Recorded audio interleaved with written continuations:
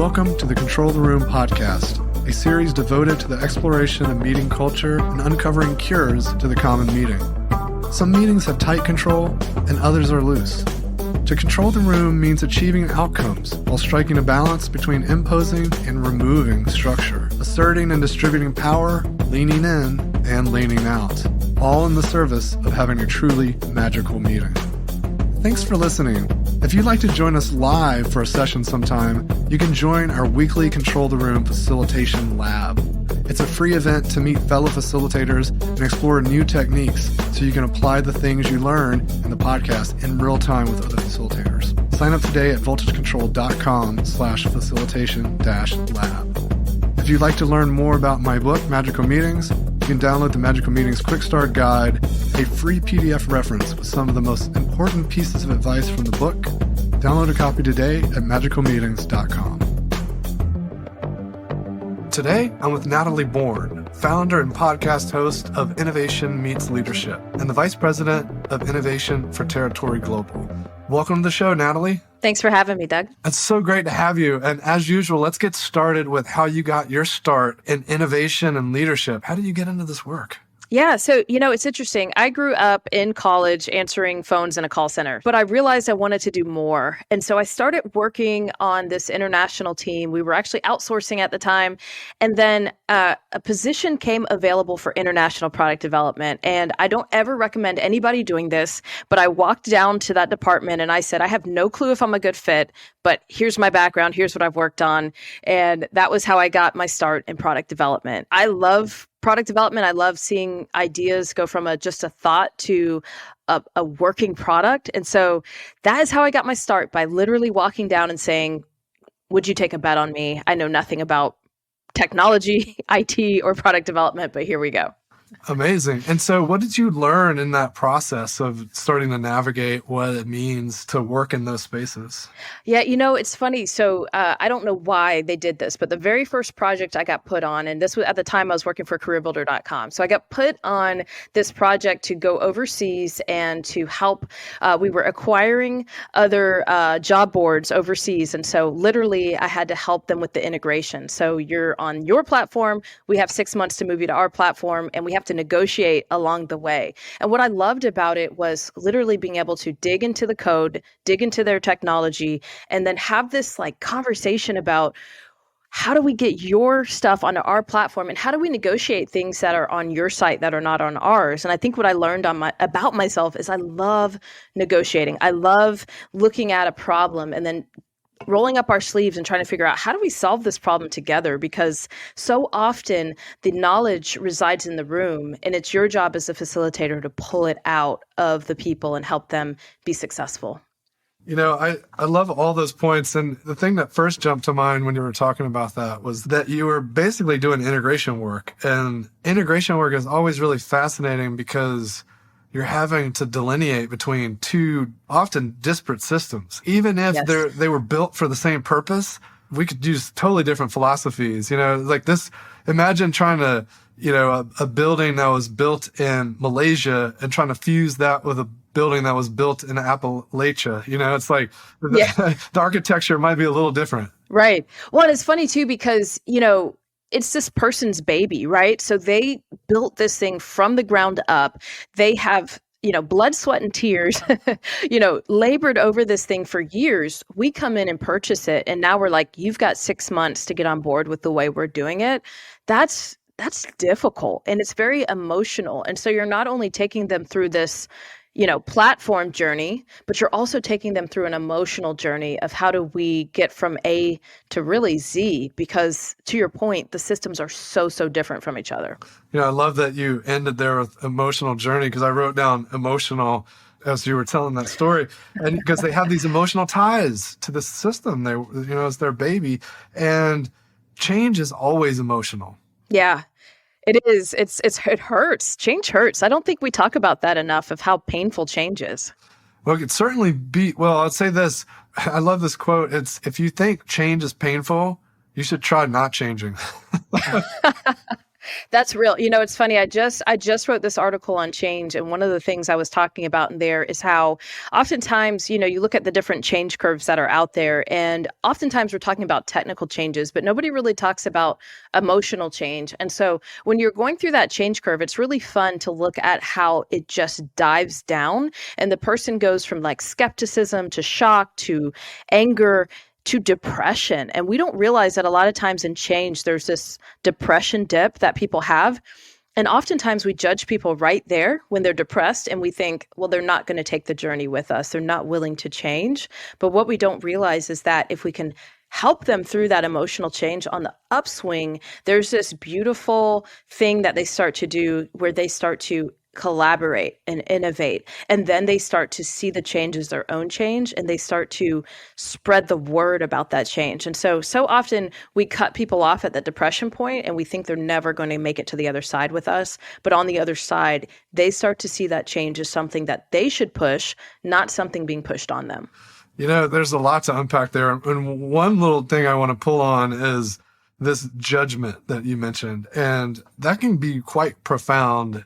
And it shows up in so many places, not just them being in the cycle that you mentioned, but in any moment, if we see someone behaving a certain way, it's really easy to attribute that to someone's nature or character. Yeah. It's like one of the things, like we always hear people say, how do we deal with difficult people? That comes up all the time when we run facilitation training. And it's like, well, who are these difficult people that you speak of? Right. Right. and so that judgment, we start to bias ourselves against people or towards people. And we got to be really careful about that. Yeah, it's funny. There's this book that I read that's so brilliant. It's called Leadership and Self-Deception. And one of the things it talks about is how once we see somebody in a certain state of mind, oftentimes we'll put them in a box.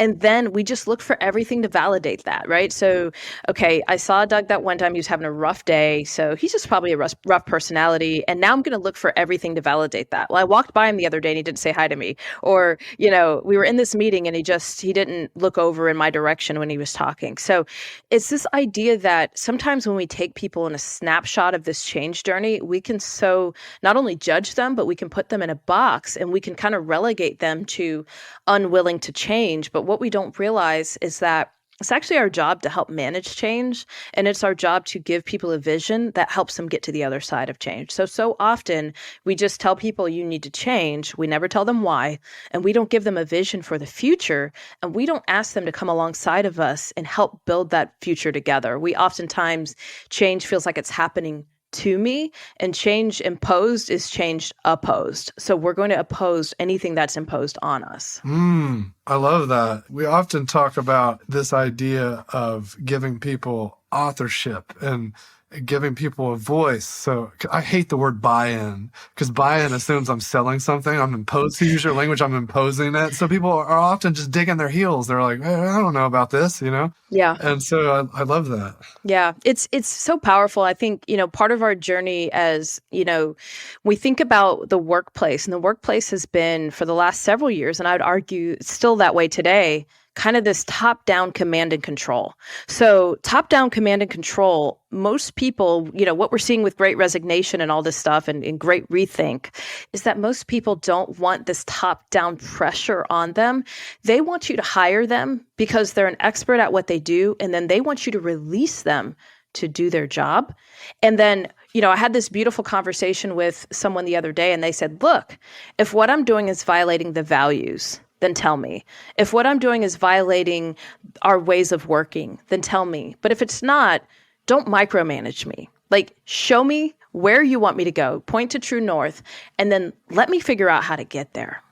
Absolutely. I was recently talking to some folks that are big into kind of remote distributed work, and there's this concept of talent density, this idea of hiring people that are highly competent at their work. And so it's much easier if you have high talent density to do these kinds of lean in, get out of their way, let them kind of live the values and kind of point them at the North Star.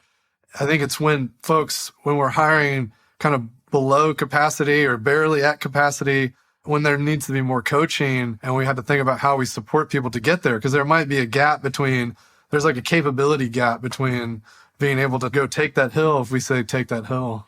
I think you're right about the capability gap. And I think part of that is us trying to understand how we lead.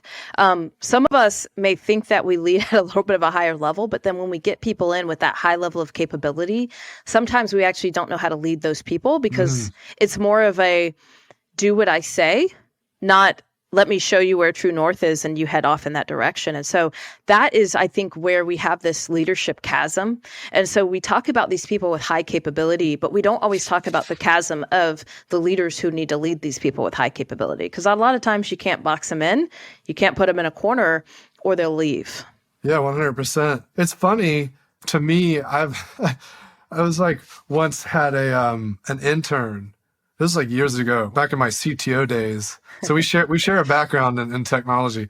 But I was some interns come in, and I had one quit like 3 days in because she was like complaining like that the wiki was a little out of date. There's some incorrect information on the wiki and like this and that, and there's not enough structure. It was like a real big lesson for me because we gave her, there's plenty of latitude there to change it, make it right. But it's like some people do thrive and desire the structure, and there really is no one size fits all. We really have to listen to the needs and adapt and adjust. And to your point, if there is someone who's very highly capable and can go do it, and we try to tell them exactly how to do it, they're going to leave. Well, and I think you're right, because I think that oftentimes I find myself leading very hands-off, especially when I feel the person is capable. And sometimes people don't actually like that. They want you to roll up your sleeves, be more hands-on, get in the weeds with me. And so I think it's part of it is you're leaning into this idea of we need to not have a one-size-fits-all way that we lead people. We need to come alongside people and ask hard questions. How do you want to be led? How have you been led before that you didn't like? What did you like? And what can I do? And how are we going to open dialogue when I'm not leading you in the way that you're wanting to be led? Because oftentimes what happens is they're frustrated and then they're gone. And we never had that dialogue in between to say, hey, you're not leading me in a way that's helpful. Let me share with you what helps me so that I know that I'm doing a good job. And I think that's just a conversation that's missing from the workplace. It's just, I'm ticked off and now I'm gone. Not, show me how to lead you and let's have that open loop of feedback. I think that is so true. And I see it manifest quite often with managers who just aren't doing one-on-ones or just creating space for those conversations. Or if they are doing one-on-ones, they're maybe using them as just a way to check in on tasks and how are things going. And you definitely don't want to, if someone leaves and it's a surprise, then that's a malfunction in your conversations. Yes. It's so powerful to think about one-on-ones as developmental opportunities, as conversations, not as tasks. I mean, you can have daily stand-ups for tasks, but when we're thinking about how we work together, how do we make that better? And then where do you want to grow as a leader? And how can I help give you stretch assignments to get there? How can I help invest in your hands-on leadership to get there? Those are completely different conversations. And I think oftentimes we do run down the checklist of, well, where's this project? And what's this person doing? And why is this person upset? And we're not really focusing on the person in front of us and helping grow them beyond where they are today. And that's, I think, part of the reason why we're finding ourselves in a talent crisis as well, is because we haven't stretched people beyond their capacity before we needed it. That is fascinating. In fact, are you familiar with the concept of flow? Mm-hmm. I am. Yeah. So I had a speaker at one of our conferences once show this, how she was using the flow chart. I called it a flow chart, but anyway, it's a diagram of flow in one-on-ones. And she would have developers point out on the graph where they felt they were. Wow. Right? So is the task really, really challenging or not very challenging? And am I knowledgeable of it or am I not very knowledgeable? And so if folks were being pushed really hard on stuff they already knew about, then they were kind of not challenged enough. And so where were they on that curve? Were they at risk of being exhausted, or are they at risk of becoming disengaged because it's not hard enough? So it's like this idea of the difficulty curve is really fascinating. Yeah, it's really powerful. I think, it's interesting.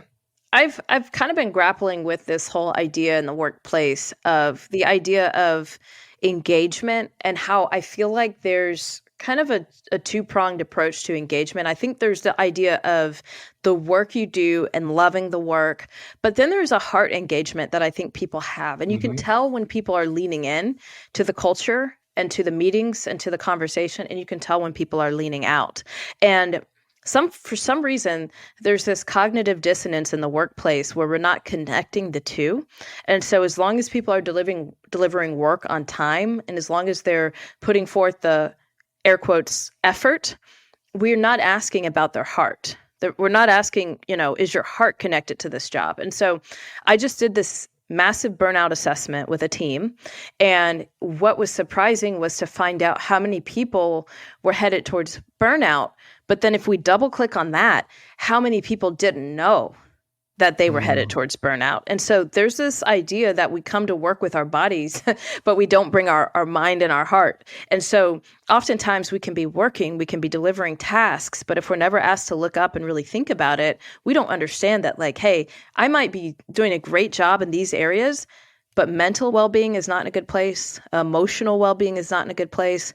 Like, friendships and relationships are not in a good place. And so looking at yourself 360 and looking at your employees 360, I think, is a really important part of this entire conversation we're having right now on well-being, on the workplace, and just on kind of mental capacity and burnout.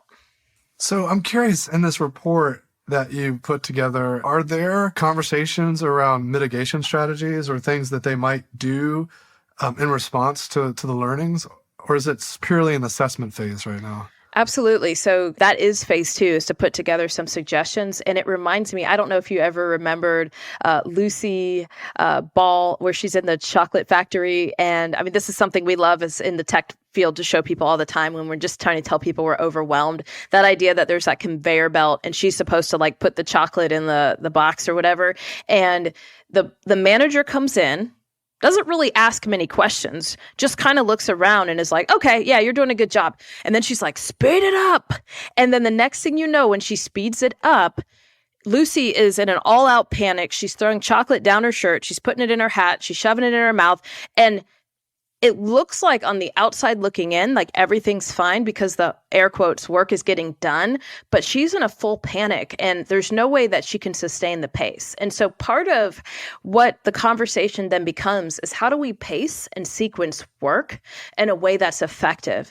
And if we don't have a way to prioritize work today, let's focus on prioritization as a way to start a conversation on not the big rocks, which are not usually the things that kill people. It's all the pebbles that are added on top that actually break the camel's back. So I think I took 2 analogies and combined them, but that's okay, because I think that the idea is that oftentimes, when we sit down and plan for the year, we plan all the big rocks, and then all these departments come behind and add in the small rocks. And it's the small rocks that are agitating and breaking people. It's not the big rocks that we look out for and plan for. It's the ones that just hit us continuously like the wave, right? And you're trying to get up and you keep getting smashed by that wave. And so part of the organization's job is to pace and sequence work in a way where the teams can be productive and effective, but not be crushed under the weight of the work. It's so good. It also makes me think about the measurement is going to have a big impact in this, right? Because of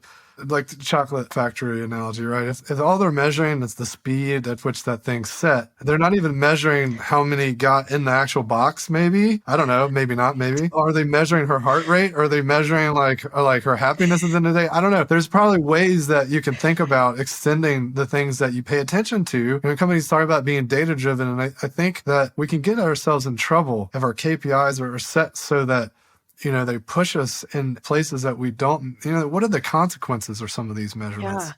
Yeah. I mean, to your point, and I think what we're seeing is the consequence long-term is, health issues across the board. And we're seeing that with employees, but then we're also seeing people just throwing up their hands and saying, enough's enough. I'm a knowledge worker, so I can go freelance. I can go start my own business. I can do honestly anything I want to do because I've gotten far enough in my career and I know enough about what I'm doing that this current situation doesn't necessarily serve me well. And if you can't help me pace and sequence the work in a way where I can feel like I have sanity, I will find sanity. And even that if that's not with you, I'll go find it somewhere else. And so we're seeing that in a big way. And I think to your point, I would love for you to share the study that you were talking about before we got started from Deloitte, because I think that speaks right into what we're talking about in terms of not only what we're measuring, but what people are feeling. Yeah, it's really interesting. It just came out a few days ago, and this podcast will probably come out, and you may be listening to it a year later, but it just came out here in Q2 2022, and it's the C-suite's role in well-being. The thing that's interesting, I think this report definitely marks this shift, is we've been seeing a lot of talk around mental health in the workplace, especially coming out of the pandemic. It just seems like people are more open to that conversation than they have been in the past. And I think it gives more credibility to the concept of burnout, right? Because, I think some people hear burnout and they think, oh, well, whatever, right? Like, is it that big of a deal? But when we start getting into the fact that there's serious mental health consequences to this, I think it adds even more to the weight of what it all means. Mm-hmm. I think it does. I mean, I think what you're leaning into is, again, I think there's leading indicators and there's lagging indicators. And a lot of times we're looking at lagging indicators to understand that we need it to change. And so we're not looking at leading indicators. And part of the way I think leaders can have leading indicators is they can actually start the dialogue. They can start it quickly. They can start it effectively, and they can start it soon, because I think that the dialogue is a leading indicator of how people are doing, and the lagging indicator is people walking out the door. Lagging indicator is burnout. The lagging indicator is people not showing up to work. So I think that, this is becoming such a bigger topic because 2020 was such a hard time on so many people that they were forced into their homes. They were forced into silence, and they were forced into stepping back to see what they were really thinking and feeling. And for the first time, they weren't going at such a pace that they didn't have time to wrap their mind around how they were really doing. We were chatting in the pre-show about just this notion of rest and how it can create so much more capacity when it comes to creative work, especially. So many of us are knowledge workers, and knowledge work has such a creative aspect to it, whether you consider yourself a creative or not. In fact, I think accounting people are probably some of the most creative people on the face of the planet, as evidenced by Enron. But but the fact of the matter is we're engaging in creative pursuits. And if we just run at capacity all the time, we don't give our brains enough room to find that new thing that's just lurking out there we haven't made space for. Yeah, I really believe in this idea of working where you're inspired, whether that's in a coffee shop or whether that's sitting by the lake or sitting in your backyard just staring at the woods. Wherever you are, the idea of inspiration, I think, is so important to workers. And I don't want to say just creatives, because to your point, there's creativity in almost every job, every role that you can possibly think of. But, especially with creatives, I think they really need that space. And so when we're driving people kind of to the brink, what you're not doing is giving space for that downtime. That downtime is where you're able to think through problems. That downtime is where you're able to think through solutions. And I can't tell you the number of times for the creatives that I lead where they'll come in and say, man, I was in the shower and I just had this idea, or I was walking my dog and I just had this idea. And so there's so much power in the downtime. And so it's funny, I'm doing this survey on my LinkedIn right now, just asking people how many hours they work per week. And it's actually terrifying me to see the people that work 45 to 60 hours or 60 plus hours. That was a big bulk of the people that answered the survey. And the people that said I work 30 hours or less, I actually want to get on the phone with them and just ask what they're doing to be so brilliant, because it's not about the number of hours we work. It's about what we do with the hours we have. And I think that has to be a change. That has to be a shift in the workplace, because we will actually get more thinking time on hard topics if we will slow down where we need to slow down so that we can speed up later. It's really fascinating because just had a guest on the podcast recently, Eckstein, and he was telling me that he grew up in Africa. And in Africa, there's this perception that if you worked late, it was good. You were working hard. Right. And he now lives in the Netherlands.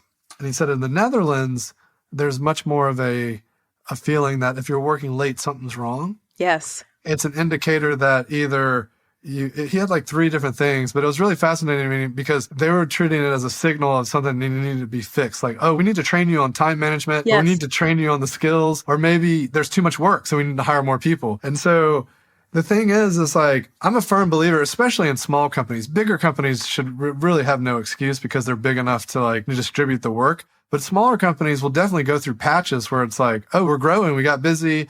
And that should be an indicator to do something about it, not to go, this is the new, you know? Yeah, that's real. And I think that part of what we don't realize is that we will burn people out faster and we will hire sooner when we just allow somebody to stay with what you call the new, where it's like, okay, we're, 20%, 30%, 40% busier, but we're going to continue to allow you as the knowledge worker in that area to run at that pace. What we don't realize is that people being addicted to their phones, people being addicted to email. We have a rule on our team, which is like we call each other on late night texts, late night emails. It's like, hey, why did you, worst case, you had to send that, schedule it. Like schedule it, right? So that I get it at a decent hour. But it triggers something in the organization when you see a leader working late, because then you expect that you have to do the same. And then there's this downstream impact. Also, when you see leaders emailing on vacation or texting on vacation, it implies you don't get to rest because I don't ever rest. And so this idea of rest is actually how you refuel creativity. It's actually how you create innovation in organizations. And it's the very area that I think sometimes gets taken away. And so part of when leaders say this a lot, why is my team not more innovative? My first question is obviously, do you stifle innovation? But some of the ways we stifle innovation is by putting too much on people's plate, expecting them to carry too much, and not giving them time for the downtime. The downtime is where you're able to think. It's where you're able to dream. And that's really where innovation comes from. So correct. Also, I think play is like really powerful as well. And I wanted to come back to a point you made around meetings and just the culture and how people are just outwardly experiencing the company, that kind of the heart connection or the emotional connection to the work. And just curious if you've seen any things that people have done to make the meetings more engaging or more playful, or people feeling like they exist in a place that's more fun to be in. Yeah, it's so hard because I feel like, especially I have a strong background in corporate. I was in corporate for a very long time.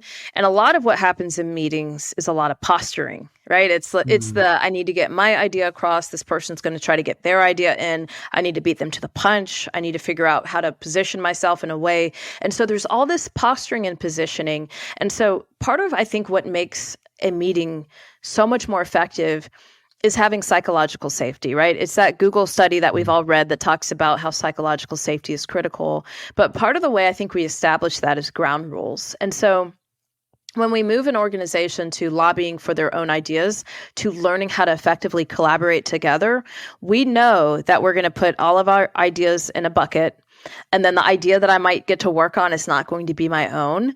And there's so many games you can play to help with this, right? It's the idea of, let's throw all of our ideas up there and then let's pass our ideas around. And now I have to work with an idea I didn't generate and I have to make it the best it can be.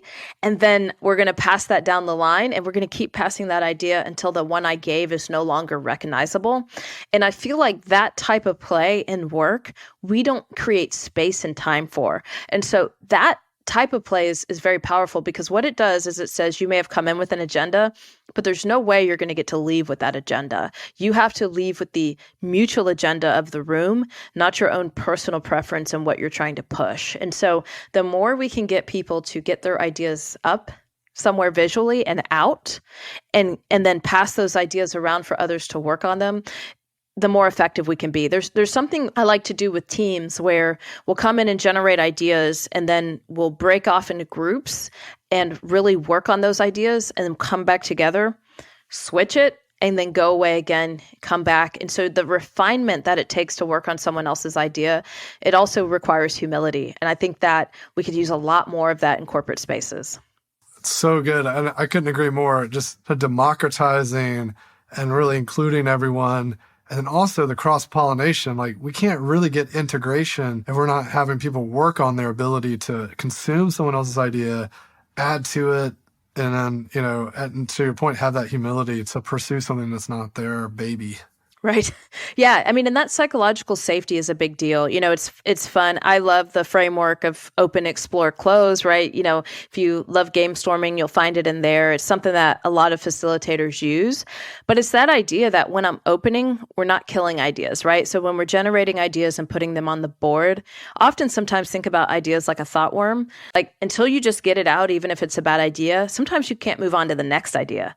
So you just need to generate the idea, get it out there in the world, and then you can move on, and eventually good ideas emerge, right? But when we're exploring, we are saying, okay, well, what ideas are like one another? What concepts are like one another? And then when we're closing, and this is, I think, where people are the worst, and that's actually making decision and taking action.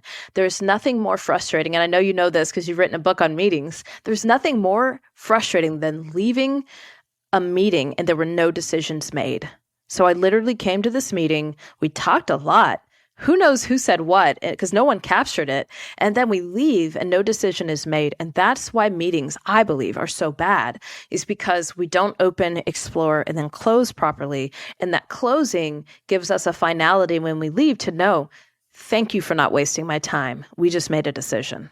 Wow, yeah, we could spend a long time unpacking all of that. I think there's two things. I'll just start here and see where we go. One is, I have 10 meeting mantras in magical meetings, and the one meeting mantra is no purpose, no meeting.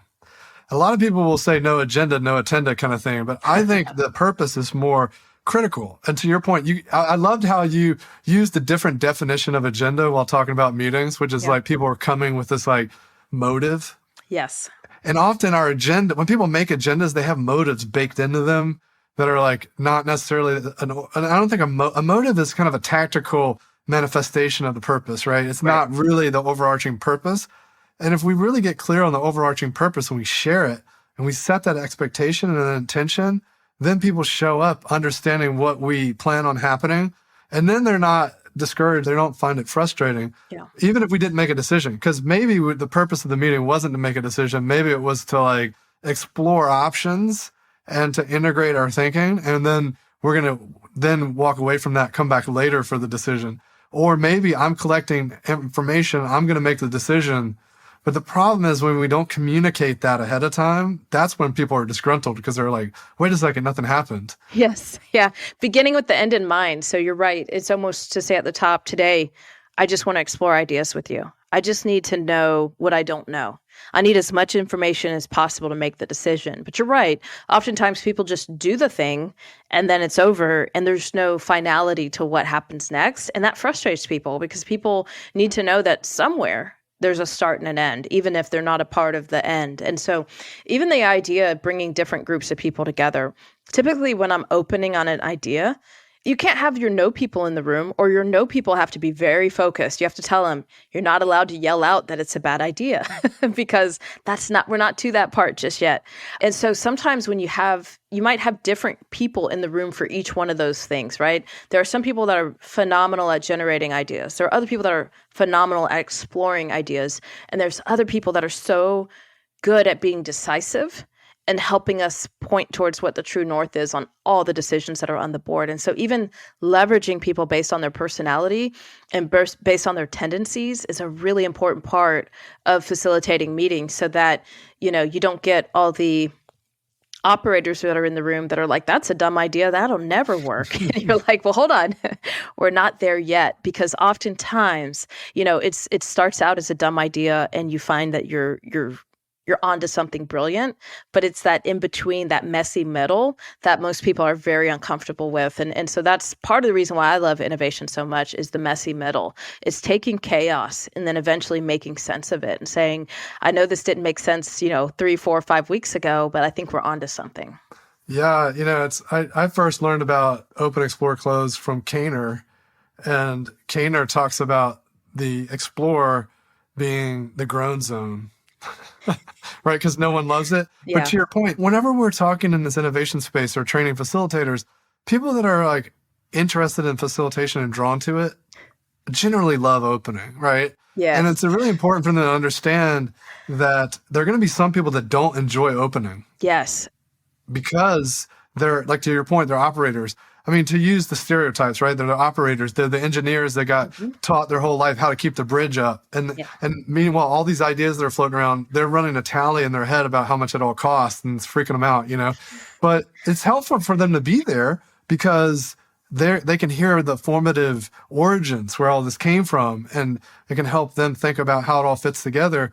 And the trick of the facilitator, the leader, is to help people understand that they may not be comfortable and to really understand what we're doing and what this phase is about, and to sit with that and be okay with it.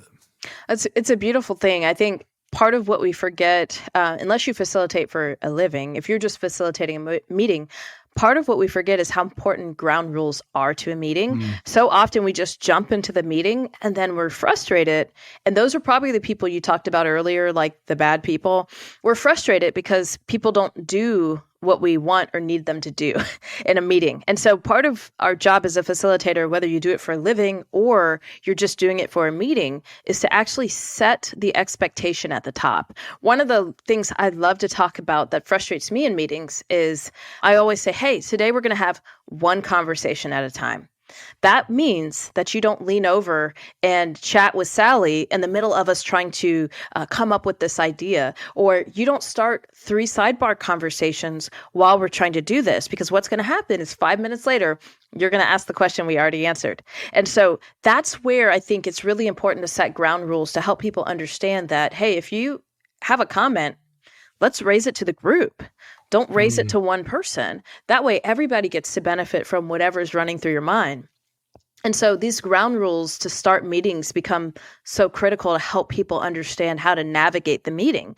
And oftentimes we think that people come into a meeting knowing how to navigate a meeting, and they don't, because we haven't trained them, we haven't shown them.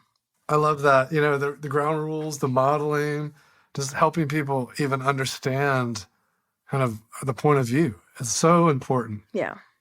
So we're kind of coming to our end here, and I want to make sure to leave us some time so that you can give our listeners a final thought. Yeah.